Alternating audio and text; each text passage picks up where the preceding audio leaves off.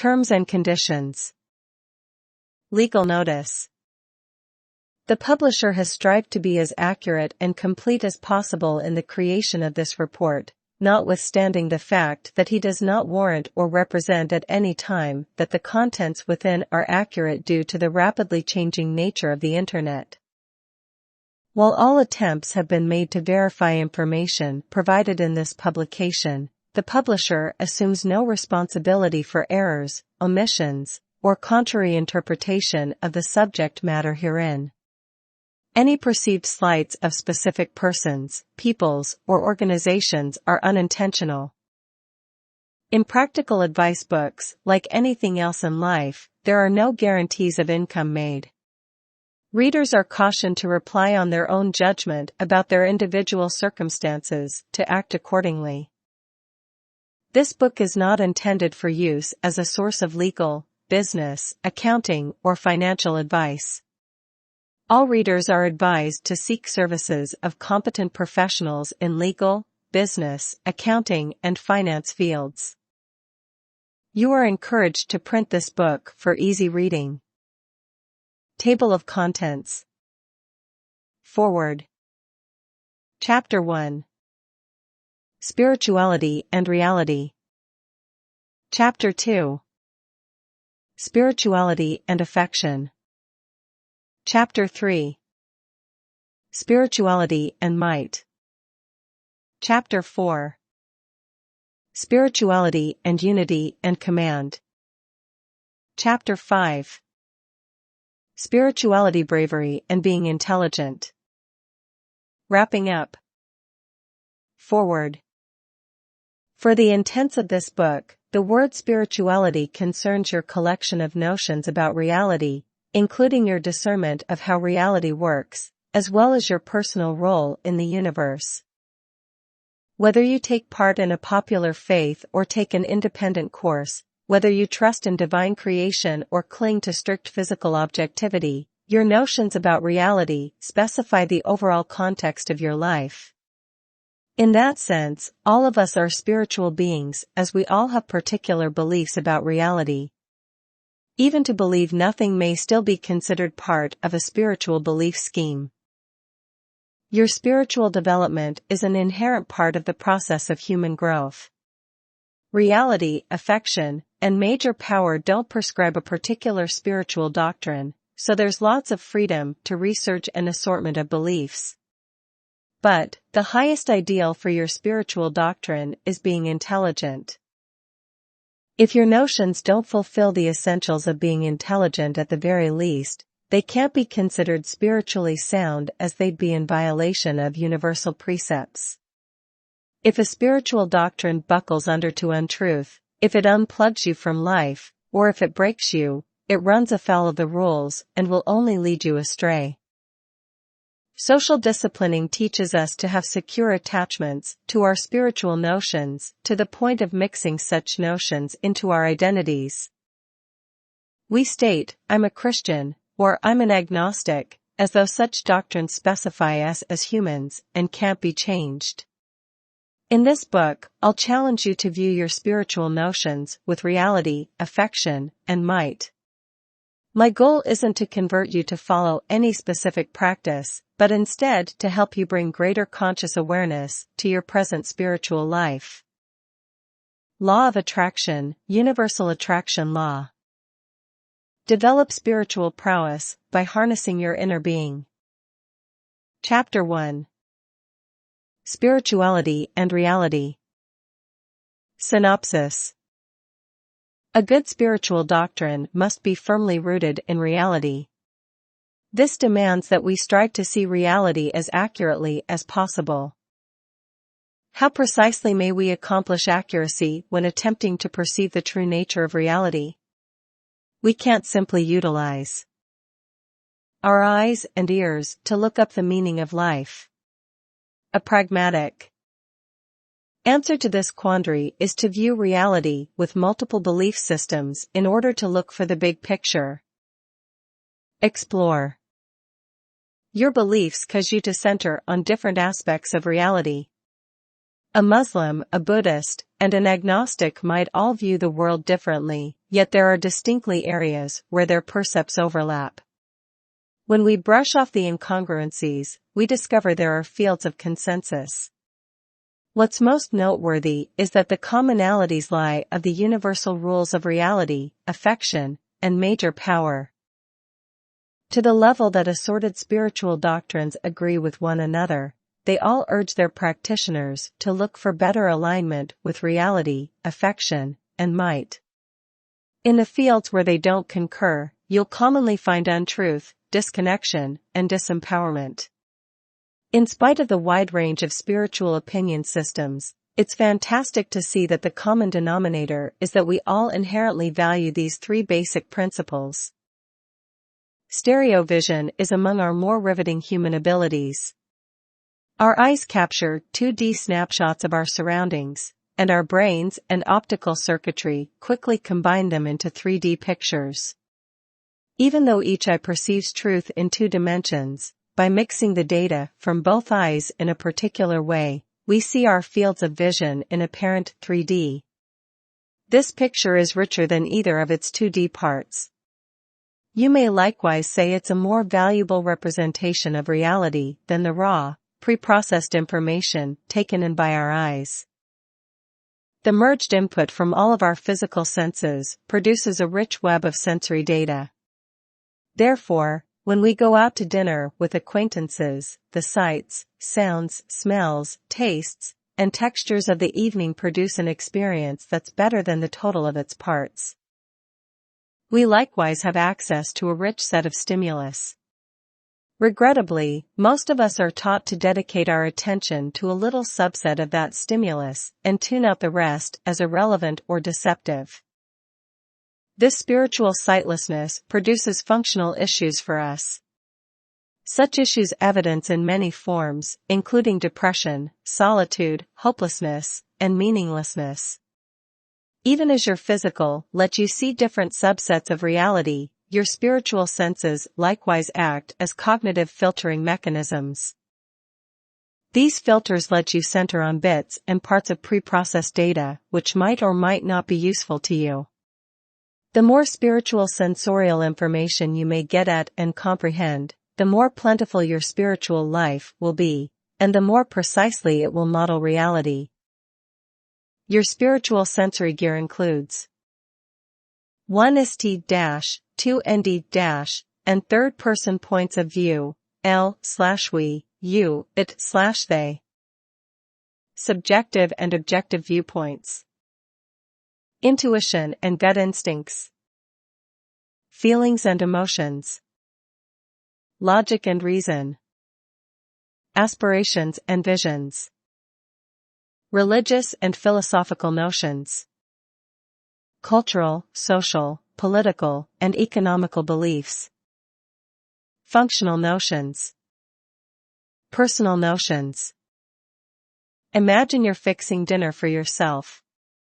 You are able to utilization your eyes to measure the ingredients, your ears to hear the timer beeping, your nose to breathe in the aromas, and your tongue to taste the outcome.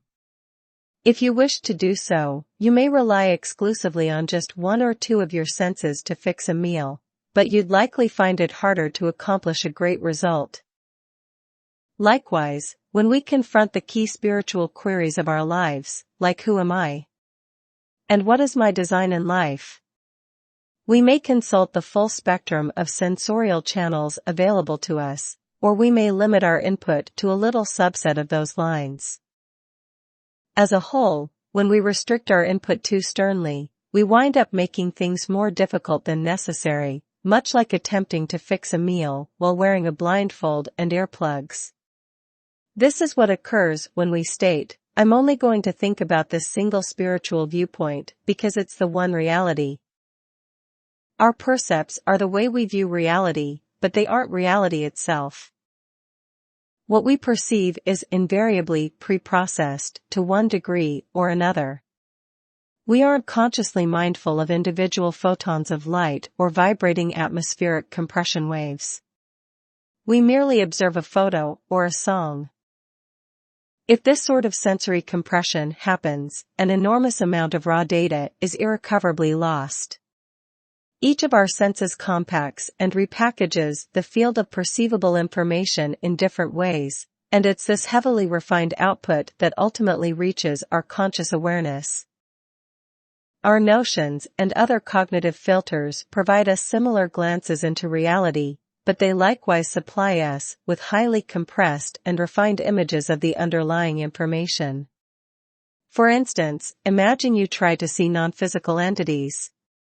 What will you consciously feel? With Christianity, you might connect with angels and saints through the mechanism of prayer. Being a Native American, you might perform a vision quest to consult with ancestral spirits or beast guides. With skepticism, you might perceive nothing at all or maybe something really fuzzy and inconclusive.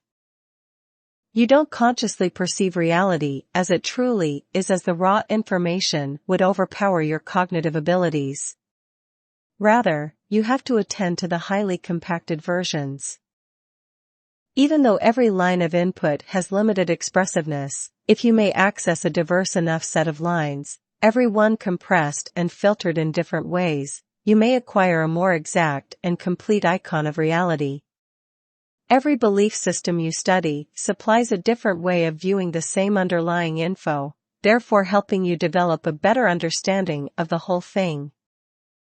Our eyes might be able to see well enough, but they see more info when augmented with a microscope, telescope, or oscilloscope.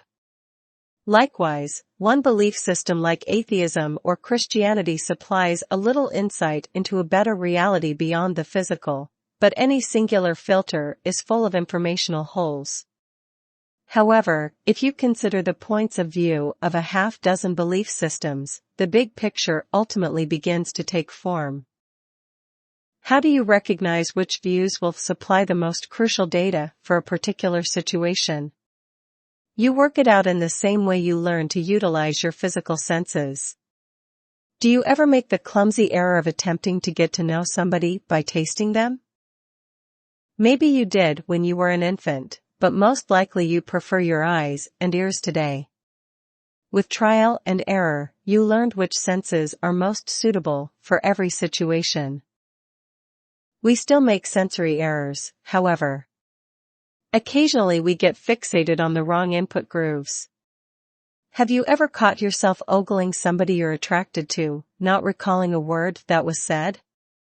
Or have you ever put excessive emphasis on your taste buds, shoveling food into your mouth, while your eyes couldn't help but observe how heavy you were becoming? In spite of these occasional failures, however, it's still the case that life is much more plentiful with an assortment of sensory lines rather than merely one. By learning to think about reality from multiple views, you'll overcome a lot of the limitations of individual belief systems. You'll bit by bit shed fallacies that distort your perceptions, you'll fill in gaps in your reason, and you'll come into better alignment with truth. Chapter 2. Spirituality and Affection. Synopsis.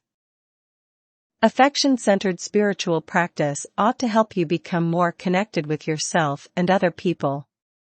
While some spiritual seekers shun the contemporary world and withdraw into solitude, there's no reason you must assume such a life style. It's possible to quest for spiritual growth in isolation, but affection suggests it's at least as crucial to do so by interacting with others. If we're all spiritually connected anyhow, then why not research that through direct interaction? Connection with love. Quiet reflection and meditation may be potent spiritual practices to help you connect inside, but it's most beneficial if they're combined with abundant social interaction. Leave yourself gain spiritual lessons, both from your interior domain and your outer domain. Occasionally, your answers will come from motionlessness, other times they'll arrive from direct communication. Hear both lines. Personal relationships may be an enormous source of spiritual development. While it's possible for us to drop out of touch with reality if we spend too much time solo, such issues are less likely with abundant interaction. If we get too impractical in our thinking, the individuals around us will tell us we've gone over the deep end. The quest of spirituality is truly the pursuit of accuracy, where our goal is to formulate the most accurate model of reality we may. If we fail to include other humans in this model, we cast aside too much potentially valid data, and our model is condemned to inaccuracy. Spiritual growth calls for the freedom to connect with different pieces of reality in order to comprehend them more fully. The more you're able to research, the more connections you may form, and the better your spiritual development will be. When you feel a strong want to connect with something in your reality, hear your intuitive steering, and make the association. Occasionally we're drawn to paths that appear to lead us away from reality, affection, and might, but which really increase our principle-centered nature in the long haul. If I'd never researched different things and different ways of living, a really valuable portion of my life would have been lost. A major reason I'm able to share myself truthfully nowadays is that I know what it's like to be dishonorable. I'm likewise able to embrace conscious living as I know what it's like to live unconsciously. Am I suggesting that you ought to deliberately go out and explore various things that might be bad for you? I can't tell you what to do here, as it would violate the idea of command. That's a decision you'll have to arrive at for yourself. But I'll say that regardless of what you choose, I'm in no position to label you for it. The best advice I may give here is to follow your heart and see where it guides you. Chapter 3. Spirituality and Might. Synopsis. Among the most empowering choices you are able to arrive at is to decouple your spiritual beliefs from your personal identity. In spite of how firmly held your beliefs might be, they may never define you. If you alter your faith, you're still you. A given belief system may only limit your power to grow. It's like permanently closing one eye and refusing yourself access to your innate stereo vision. Power. Personal attachment to notions, particularly cultural and spiritual notions, is regrettably very common. While experiencing a belief scheme from the inside is normally a wise choice, likening your identity with any fixed opinion is a disempowering error. As the idea of reality reveals, beliefs are a way you can view reality. Each reveals some facets of reality while concealing others. The more views you experience, the more complete your understanding of the whole. Even if you get incredibly attached to one specific view, it remains merely a view and can't define you. Adhesion to one particular view of reality limits your might and cuts back your power to connect with individuals who hold different views. This is a hard concept for many individuals to accept as we grow used to identifying with our notions. It may be disconcerting to quit identifying with any fixed ideology and to recognize that all beliefs are views and can't define us. Social disciplining tells us we have to turn one specific set of ideas into our individuality. Are you a capitalist? A Christian? A doubter? The way these questions are asked presumes you have to respond with a yes or no. But this is like asking if you're an eye, an ear, or a nose. It would be more judicious to ask questions like, do you comprehend the point of view of Christianity? Rather than attempting to equate it with your personal identity. When you begin linking particular beliefs to who you are, you unnaturally restrict your sense of self. This practice violates the idea of might. It's far more productive for us to learn to view reality through multiple views and look for higher truths together rather than battling over who holds the most popular view. Once you first attempt to see reality through multiple views, particularly those that appear to inherently contradict one another, it will feel as if you're attempting to do the impossible. You'll be like a newborn, trying to add up scattered blobs of light, noise, and pressure. You might feel overpowered and frustrated, as though you're flooding your brain with absolutely worthless data. Be patient with yourself. With sufficient practice, you'll bit by bit learn to merge data from multiple points of view into a single logical picture.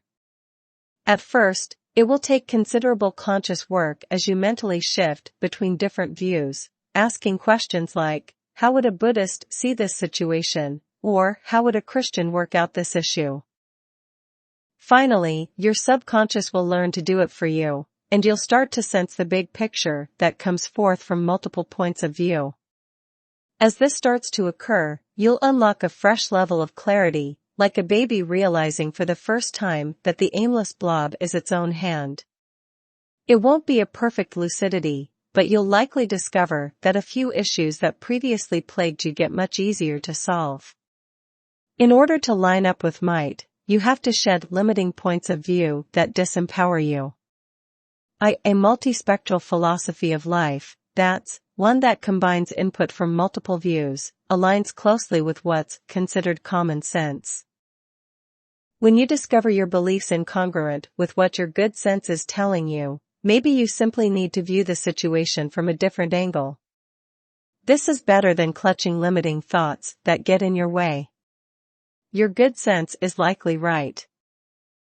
We all have a tendency to concern and resist the obscure, so the notion of giving your beliefs such flexibility might give you pause. Will you lose your feel of self?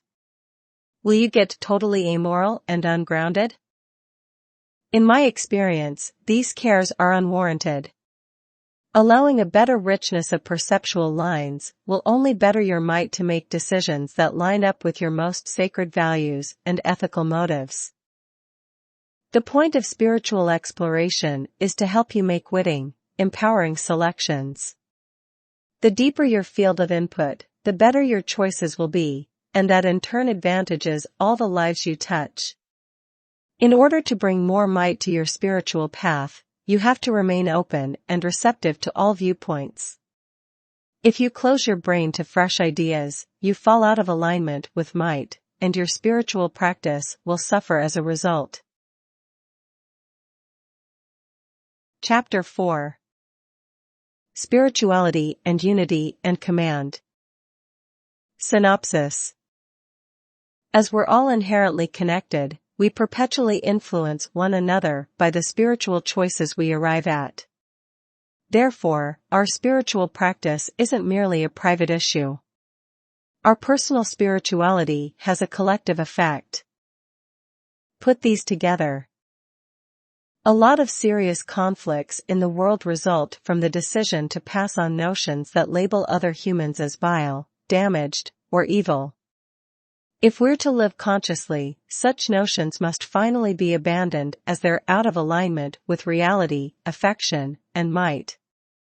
The health of the whole can't be maintained when the parts decide to fight amongst themselves. Your private spiritual duty is to ensure that you harbor beliefs that are lined up with the principle of unity. To the extent that you ignore this duty, you cause harm to other people by teaching separateness rather than unity. Only if we all learn to line up ourselves with reality, affection, and might at the individual level will we be able to accomplish peace at the worldwide level. The idea of command makes it clear that yielding command of your spiritual life to somebody else is an error. You must be the elemental expert in your life, not God, and not some guru, master, or instructor. Your spiritual practice is yours to lead. Feel free to consult with whosoever you want, but don't forget that you're in charge. You can't delegate your spiritual command to anybody else. In the end, this is a quest you have to pursue for yourself. In order for your notions to be lined up with command, they have to be effective. This implies that they have to ultimately meet the following 8 measures. Precise. Effective notions have to be consistent with your observations of reality. Your notions can't contradict any facts you understand to be reliable. Broad. For your notions to be effective, they must jointly address your whole field of experience.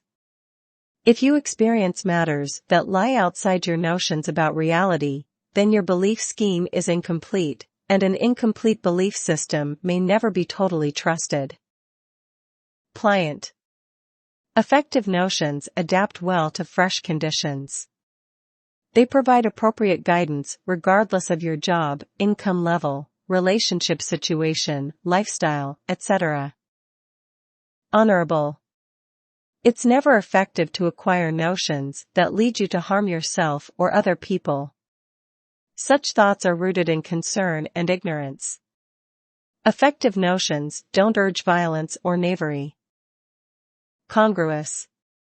Either your notions must be internally consistent with one another, or you have to have a clear technique of resolving incongruencies. Consciously selected. You inherit your initial set of notions from your raising and social disciplining. But as a totally conscious grown-up, those notions ought to be identified, examined, and then, by choice, changed or reintegrated. This is an in-progress process that may take years, if not your whole life. Pleasure increasing and/or pain reducing. Effective notions make you feel great, either by advancing your emotional state or as a side effect of yielding the results you want. Effective notions likewise reduce fear by bringing reality to the unknown. Empowering. Your notions ought to let you experience whatever is technically possible. They ought to never mislabel the possible as impossible. Subject, naturally, to honorable and moral circumstances, your notions shouldn't unduly restrict your abilities. If you believe something is impossible for you, then it must really be impossible, no matter your thinking. If a mental shift would change your abilities through the placebo effect, then your notion is both disempowering and inexact. Take a minute to put down a few of your present notions about reality. What do you trust to be real about your wellness, career, relationships, funds, spirituality, and so on? Then check out the 8 criteria above to see how your notions measure up. If you don't like what you see, craft better tenets to supersede the old ones. Remember that your notions are not merely observations of reality, they likewise shape and specify your experience of reality. A lot of the thoughts you hold most sacred might reveal buried falsehoods when you take the opportunity to consider the options. Chapter 5. Spirituality, Bravery, and Being Intelligent. Synopsis. In today's domain, it takes bravery and intelligence to think for yourself rather than blindly accepting what other people wish you to believe. It's up to you to hold yourself to the course with a heart and soul and to follow it where it might lead, no matter how other people judge you for it. Ultimately, you're spiritual. Practice must be vastly personal and consciously selected. The final 2. As you get on your unique spiritual course, you might experience periods of drawn-out confusion lasting many weeks or longer. During such times, you might feel distant and unplugged. Reality abruptly makes very little sense to you, and you grow uncertain of everything. This dark night of the soul is a time of monolithic cognitive restructuring. Your brain is reconsidering its prior model of reality in order to complete the jump to a fresh level of understanding. Regrettably, there are times when your old formulas are jumbled beyond repair, but fresh ones haven't yet formed. When this occurs, it may feel exceedingly unsettling. There isn't much you are able to do except wait it out. Luckily, once you complete one of these jumps, you enter a period of unbelievable lucidity. It's like your whole brain has been retuned to a fresh level of reality. I remember going through one of these periods a couple of years ago. I was attempting to reconcile my upper-level personal, spiritual course with the practical realities of executing my business. On the one hand, I was really committed to helping individuals grow. Then again, I was a successful entrepreneur running a business. But, I lacked a total spiritual doctrine that brought these two functions of my life together in a way that felt great to me. I was going through a battle between executing a business to yield revenue and wanting to help individuals as selflessly as possible. For a lot of weeks, I lurked in this place of inner swarthiness and doubt. Eventually, my brain was able to see a fresh underlying order that made perfect sense to me. I recognized that we're all cells in the same body, and that the wellness of the body depends upon the health of the cells. This made it clear that if I wished to effectively serve other people, I had to make certain I was likewise meeting my needs, or my career wouldn't be sustainable. In order for your spiritual practice to be really authentic, you can't compartmentalize it. You can't be a spiritual individual for an hour every weekend and then place that part of yourself on hold when you attend work on Monday morning. An intelligent spiritual practice is a holistic one. It mixes with all portions of your life, including your occupation, your funds, your wellness, and your relationships. According to reality, affection, and might, the greatest level of spiritual accomplishment would be perfect alignment with those things, which entails perfect intelligence. The elemental ideal of any sound spiritual course is to be infinitely true, endlessly affectionate, and infinitely mighty. By extension, this likewise requires infinite unity, infinite command, and infinite bravery. The ultimate spiritual quest is to endeavor to live congruently with all of these. As the principles of reality, affection, and might are universal, a suitable spiritual practice must be universal also. This implies that even when you're doing your taxes, your spiritual notions must be applicable to the job at hand. If you face any spot in life where your opinions can't be employed, then they aren't universal, which implies they can't be aligned with reality, affection, and might. Even if you consider something as unremarkable as mowing your lawn, you are able to use the values reality, affection, and might to help guide you. Any additional universal spiritual rules must satisfy the same standards. Wrapping up. As you use the might of conscious selection to bring your life into better alignment with reality, affection, and might, the long-run result is spiritual wisdom and peace. Your life accomplishes a fresh level of clearness where all the parts start working harmoniously together. Our collective spiritual growth is based in our common interest in reality, affection, and might. These are our scouts through all the challenges of human life. If it were in some way possible for everybody on earth to come together and agree on one spiritual doctrine, it would be one that contains the universal rules of reality, affection, and might. These are the ideals that lead us not only as humans, but likewise as spiritual beings.